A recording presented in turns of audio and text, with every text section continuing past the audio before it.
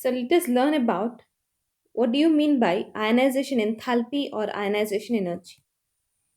So the name itself indicates that to ionize the atom, when I say ionized, to get the positively charged ions, to get the positively charged ions, whatever the energy required, that's known as ionization energy.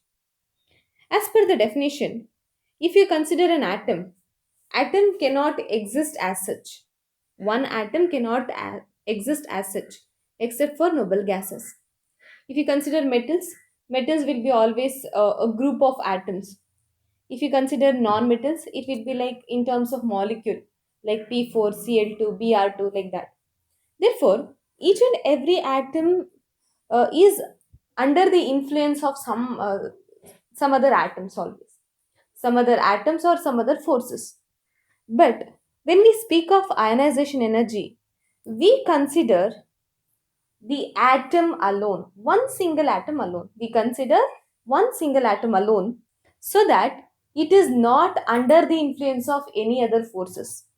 For example, let me just consider sodium. I should consider sodium in the gaseous state, even though sodium is a solid. To define ionization energy, I should consider sodium in the gaseous state. Now the question comes, how do you get it? Sodium is a solid.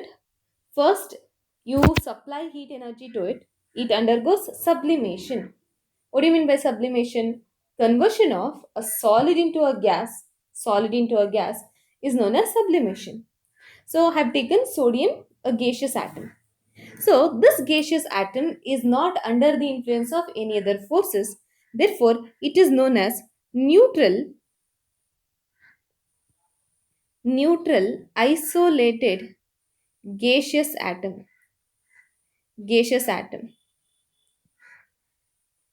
In case of atoms, the electrons and the positively charged nucleus, they're held by electrostatic force of attraction.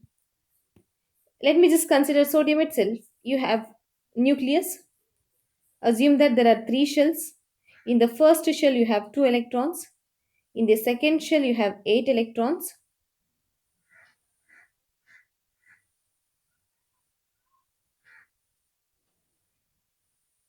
Then, in the last shell, you have only one electron. So, these two are held by the valence electrons and the nucleus are held by electrostatic force of attraction. Now, to get the positively charged ion, this electron, the valence electron, has to be removed. The electron has to be removed. Now, the question comes, which electron are you going to remove? So, always the valence electron should be removed. Before we remove valence electrons, we cannot remove the inner electrons. Not possible. Therefore, we are going to remove valence electron in the outermost shell. Right? So, if I want to remove this electron, I need to break this electrostatic force of attraction. To break that electrostatic force, we have to supply energy. We have to supply what? Supply energy to it. Let's say, in order to remove this electron, the amount of heat energy required is 1 joules. If I supply 1 joules or more than that, definitely the removal of electron is possible. If I supply less than that, definitely the electron cannot be removed. Therefore, if I supply minimum amount of energy, we are going to get Na plus. In which state? Gaseous state. Plus an electron. This is a cation. This is a cation or monopositive ion. Monopositive ion. And this electron, we call it as, I would like to highlight this, free electrons. When I say free electron, it is not under the influence of nucleus. Therefore, it is infinitely far away from the nucleus. Therefore, the N2 value or the N value should be equal to infinity for this. So, to happen this process, whatever the energy which is supplied, that we call it as ionization energy. Now, let's come back to the definition. The ionization energy is nothing but, it's also known as enthalpy or potential. Enthalpy is nothing but the heat energy. Ionization enthalpy is the minimum amount. So there's one more word you can include. It's a minimum amount of energy required. You have to supply that in order to remove an electron from the valence shell of isolated gaseous atom. Valence shell of isolated gaseous atom. So what are we going to get it? To get the monopositive ion. This is known as the ionization energy, which is also represented by IE1.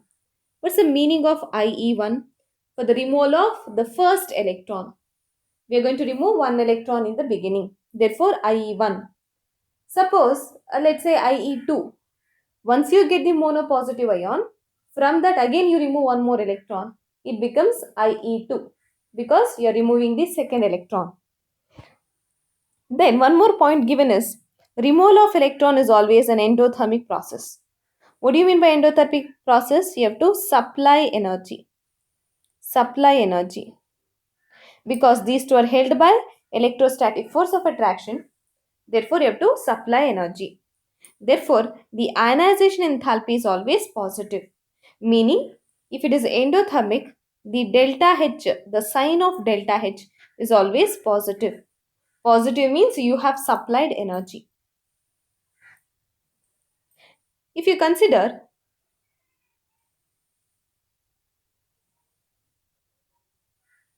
yeah, the first, second, and third ionization enthalpies, you have monogaseous atom, IE1. Again, if you want to remove the electron, we are going to take M plus. If you want to remove the third electron, we take M2 plus. In each case, the amount of energy required is different. Let us say in the first case, the amount required is 1 joule. In the second case, definitely it will be more than that. Let's say it is 1.5 joules. In the third case, you might be getting around 3 joules of energy. Now, why is it so? In the first case, you are removing the electron from a neutral atom. When it's a neutral atom, the number of protons is equal to number of electrons. Number of protons is equal to number of electrons. Once you remove an electron, then the number of protons becomes more. Once you remove the electron, number of protons increases. That means the number of electron and proton, if you compare, definitely the number of protons are more and the number of electrons becomes lesser. Number of protons are more.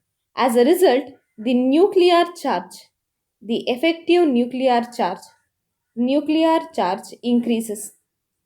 As a result, if you consider a nucleus and the valence electrons, nucleus and the valence electrons, nucleus and the valence electrons, the attractive force becomes more. The valence electrons are strongly held by the nucleus. It will be tightly held by the nucleus, due to which the energy required will be more in case of IE2.